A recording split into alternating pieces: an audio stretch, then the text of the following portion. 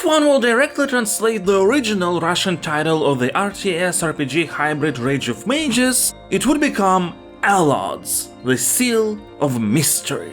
Allod is a pretty specific term, historically meaning an inalienable piece of land with full, exclusive ownership, one that doesn't have another lord reigning over them. However, and I'm not sure where this information comes from as I couldn't find any concrete source, but it is said that if the owner of the land would leave their Allod, they would lose the right of ownership.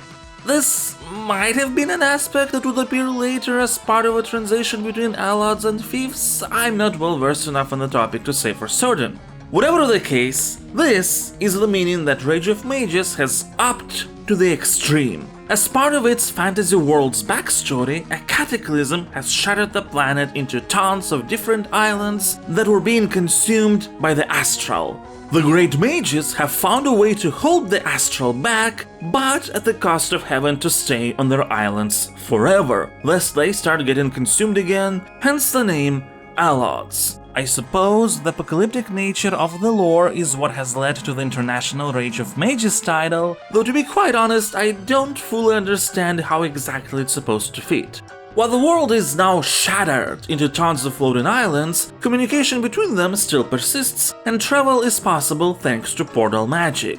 That's how at least two warring empires have continued their existence for over 6 centuries, Khania and Katagan. They both have a particular interest in the neutral Allod of Umwar, the biggest one there is, as its great mage Kraken was responsible for discovering the knowledge of how to shield the lands from Astral in the first place. However, for several dozens of years now, Umwar has been under some powerful spell that doesn't let anyone or anything out, though it still lets people in. It is absolutely unknown what is happening on the island, but the empires, being empires, of course think that Kraken has discovered a powerful weapon or spell and have begun sending expeditions with the purpose of retrieving it. We are going to be playing as the members of the latest such expedition from the Empire of Khania, and throughout our journey, we will unravel the mystery of Umwar. The aspect of taking a down-to-earth, grounded notion and then twisting it into something more surreal is what gives the game's world-building so much charm. There is no better example than one of the first enemies we encounter. I present to you the Squirrel. You don't expect a squirrel to be an enemy in a game, but it is. You don't expect a squirrel to be huge, but it is. And you don't expect a squirrel to look like it's related to a rabid dog on crack, but it does. And yet, it's not cartoony or overly stylized. It's a very realistic, crazy, huge, goggle-eyed squirrel that wants to crack your nuts.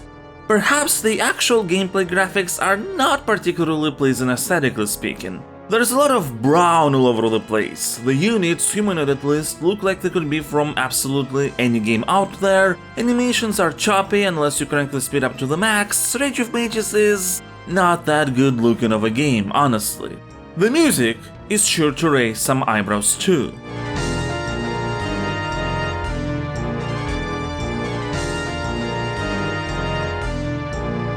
The soundtrack never really settles on a particular style, and any single song can change the entire core of its melody at any point, be it tonality, rhythm, or instruments. Plus, there's not that many tracks, so the more you play, the more repetitive they might feel.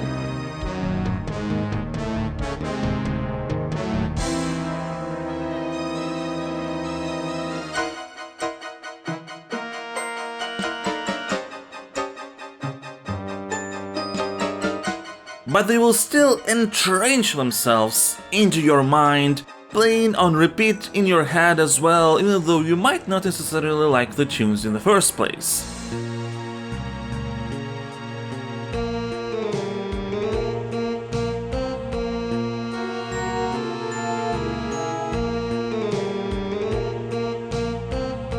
Still, I can't deny there's a certain charm to that ambience.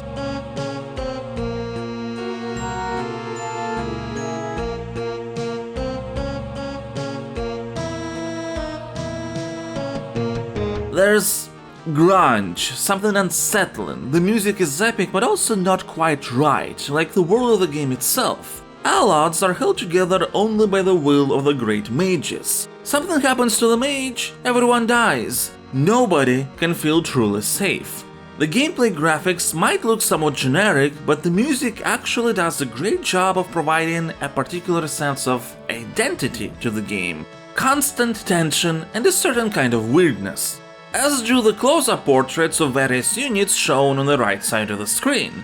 You look at them and what might feel standard as a unit sprite gets its own specific flair in portrait form, with somewhat of a Slavic undertone to boot. And that's not only because the game's ogres look like some bearded, hairy drunkard named Boris, the human character's art style and their clothing clearly draws inspiration from Slavic culture. Writing too, although you wouldn't quite tell that from the English translation. It's not like in the original version everyone talks like they're from Kievan Rus, but there's a lot of particularly distinct dialect that wasn't attempted to be represented in translation. And the voice acting is nowhere near the quality of the original version. Listen to this gate guard who has just a single paragraph of text that we hear only if we try to exit the capital without a quest. Мои извинения, но выход из города закрыт.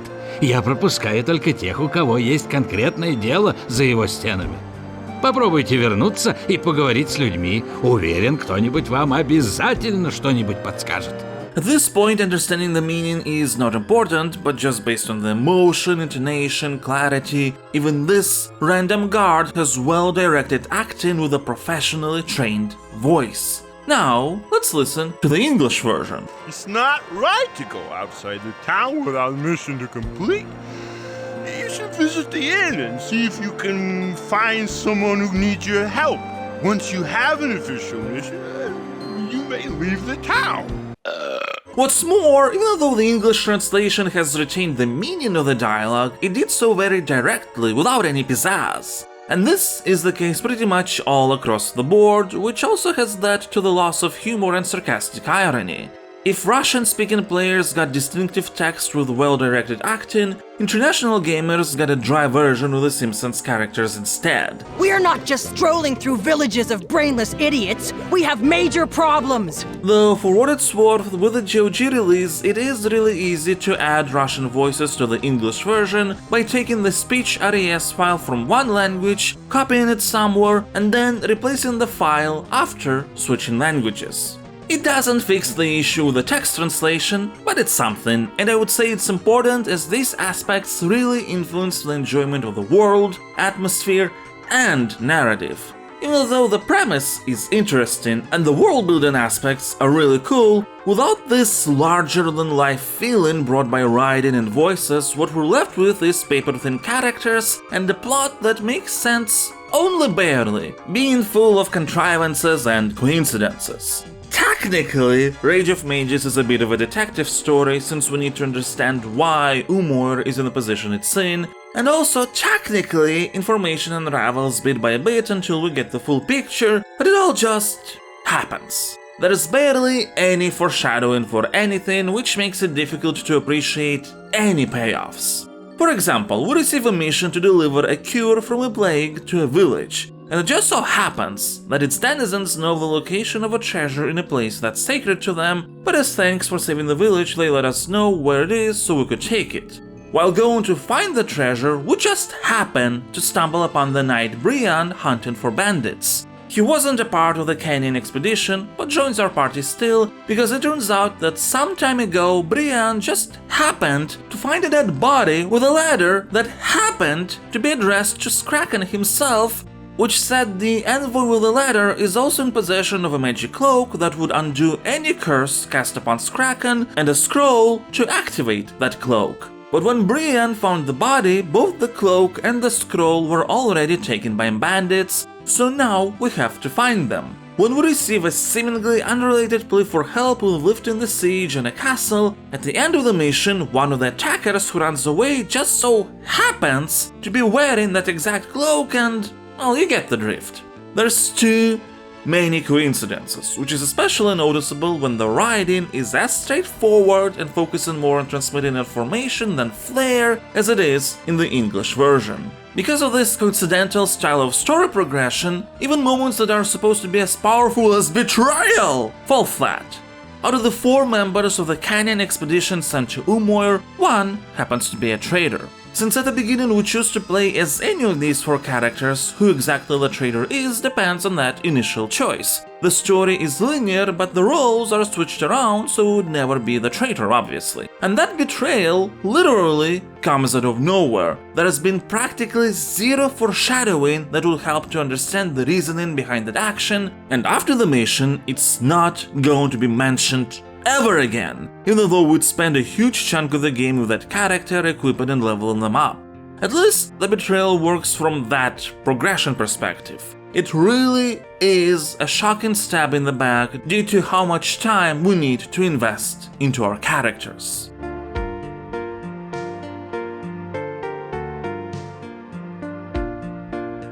I'm not kidding when I say time investment. Lack of base building aside, Rage of Mages plays like a traditional RTS with group controls, various unit behavior commands, fog of war, all that jazz. But our playable heroes have experience points, even though the concept of levels doesn't really exist. Each character has 4 main attributes, but outside of equipping enhanced items, after setting the attributes up, we can't change them in any way. So we're directly responsible only for the attributes of the character we choose at the beginning. However, what every character does have is skill points, with different weapon categories, swords, axes, bludgeon type, spikes, and ranged if it's a warrior archetype, or with the 5 schools of magic if it's, respectively, a mage, fire, water, earth, air, and astral. Every successful hit with a respective attack type adds XP that affects only the skill in question. Put it simply, hit with swords a lot, sword skill points increase, nothing else. And herein lies the first big unbalanced part of the game's mechanics. To level a skill up, you need to perform the related move successfully. For most of their spells, mages don't need to have specific targets on the map. This means that as a mage, you can just cast spells on the ground and get XP points.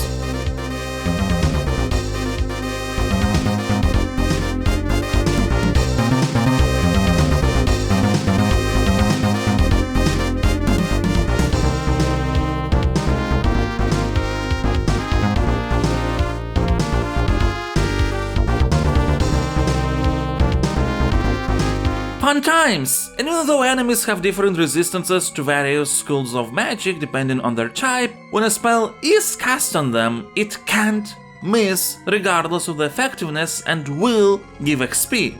Warriors can miss, because each of their attacks makes a roll based on the offense stat, the result of which has to be higher than the enemy's defense stat. And only in the case when the weapon hits will the warrior character actually get XP. And this works only on enemies. If you try to be a smartass and hit your own units, the game won't reward any points. So the only way to grind it out as a warrior is if you manage to find and somehow break the AI of an enemy unit to be able to hit them continuously without any of you dying. Death of any core party member leads to a game over.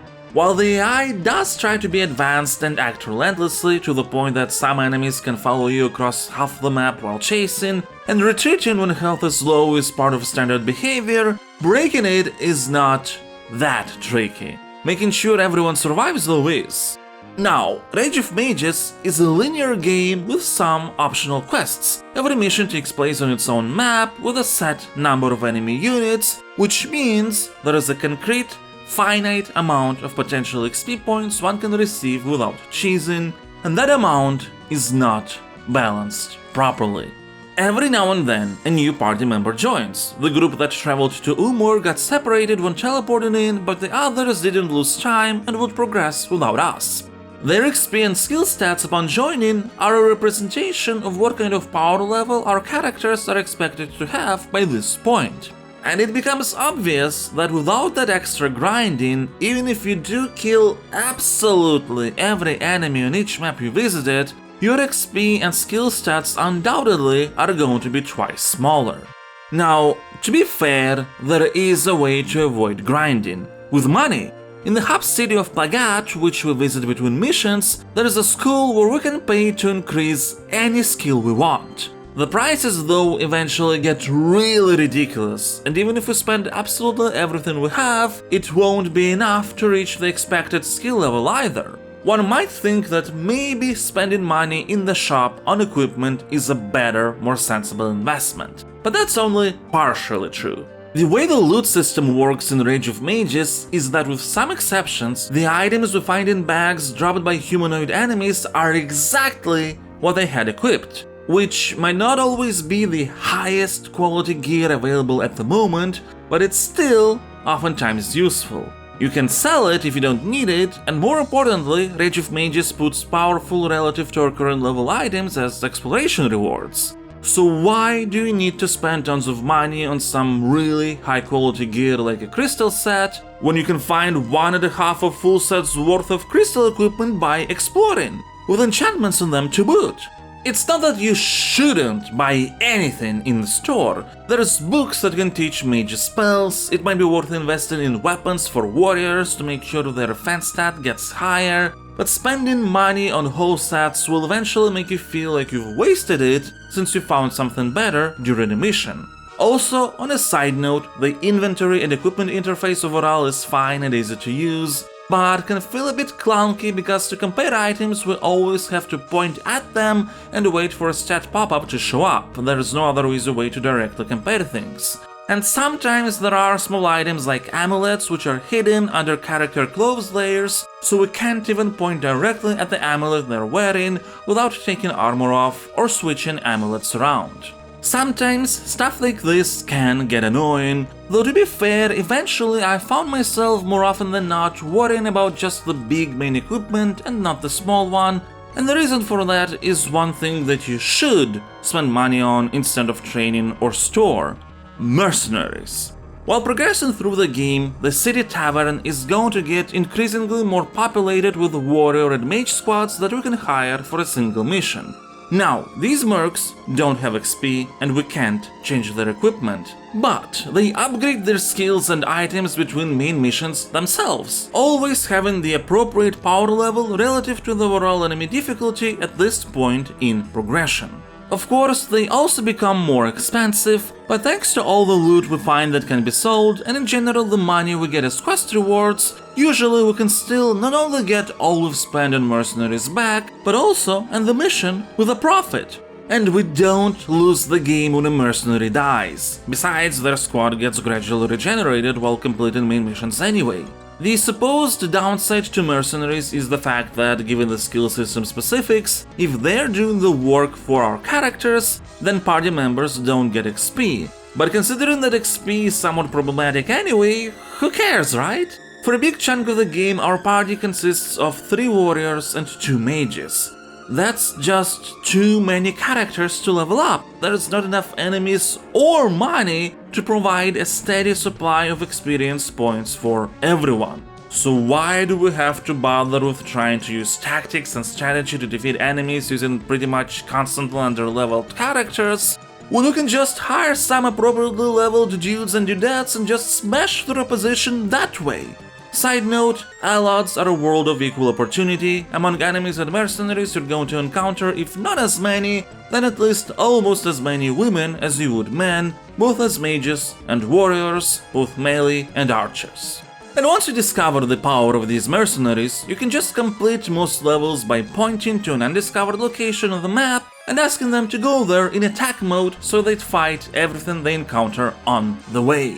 It gets a bit boring, even though ironically once you start abusing that system it's difficult to go back, as is always the case with dominant strategies. It is a shame, because even though the level design is not necessarily something consistently amazing, there is a lot of things that try to make the whole experience more tactical and varied when played with a smaller team. On a core level, the aspects of terrain type and elevation matter a lot, as both affect the speed of units. Elevation also greatly influences the line of sight. Time of day though doesn't, because it's a toggleable graphical option, so it's not involved in any way mechanically. Then of course there's various flanking opportunities and choke points like bridges that the game wants us to take advantage of. There is also a number of special decisions that are ingrained in the quest design of the missions. A map might have ogres that are really strong and kill you very easily, but there is a potion which makes them weaker. To lift a siege, you need to find a way to dispel a curse put on a dragon who's friend to the ruler of a castle, after which together with a swarm of bats he flies to assist his ally. Need to defeat a heavily fortified bandit camp? Well, there's a captured villager who has an army of tamed turtles that you can control with an amulet you have to retrieve from bandits who stole it. Or you just hire a bunch of mercs and stomp through the mission with the fastest game speed possible because there is not much need for micromanagement in this situation. Forming groups with shortcut numbers, setting up formations, tracking everyone's health to make sure they retreat when necessary, casting spells depending on the situation, also with a shortcut assignment, who needs that? 2 buttons and you're good. No worries with making sure that your heroes attack the appropriate targets, don't stand still while getting hit, or don't auto-heal because you forgot to remove the staff from them so they auto-attack instead. All that being said, Rage of Mages is not devoid of smart ideas. Traps that you can get past with invisibility, trolls that you can defeat by taking advantage of their large size and the fact that they can't fit into dense forests or small ravines. You can lure different monsters to fight with each other because enemies aren't all friends. All these elements create a sense of immersion. It's not just stats and numbers. There is a role-playing aspect to the experience, creativity that you can employ. It's just Rage of Mages didn't find a way to balance that with the RTS part, the ability to command big armies. And despite the lack of XP sources, most of the game's levels are designed to be approachable with just our hero squad. One of the notable exceptions is the very last level, where we have to defeat the demon from the outer world, an absolutely unsurprising reason for the immortal lockdown, but without any explanation why Kraken has experimented with portals to the outer world in the first place. The demon has enslaved under his will tons of creatures of the highest level variation, and their massive amount makes you wonder if this mission is even possible to be completed without mercenaries. But it's the last quest, so we can just spend all our money and hire all the mercenaries to go after the demon with a massive army of our own. It definitely works from an atmospheric perspective, and it's the only mission where a large number of mercenaries doesn't feel like it robs us of tactical possibilities. Except when we actually reach the demon in question, who was clearly designed for a fight with but a small squad of heroes. Despite his boasting, a merc army takes him down like a punk. And the line our heroes say after that victory feels surprisingly appropriate for the entire Rage of Mages experience. The feeling of exhaustion. Both core viable methods of completing the game, either via grinding or hiring mercenaries, can get quite tiring. Should you still have a desire to spend more time in Rage of Mages, there is multiplayer, which you can play by yourself too because everyone can create a server. The mode is simplistic and unassuming. You create a character, go on a map, kill enemies to gain XP, find looted money to buy more equipment, go on a different, more difficult map, rinse and repeat. It's just progression for the sake of progression, though because you can actually replay maps over and over, you never get to the situation where you just don't know how to get more XP like in single player.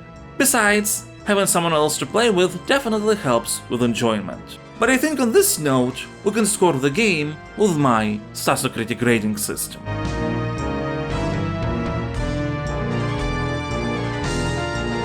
Stasocritic is my personal scoring system that summarizes my arguments into a set of numbers. Obviously, this is not meant to replace the analysis, really it's just a fun way to tie everything up together. The scores are separated into 5 categories of various weights that have a potential ranking from 0 to 10, each with their own criteria.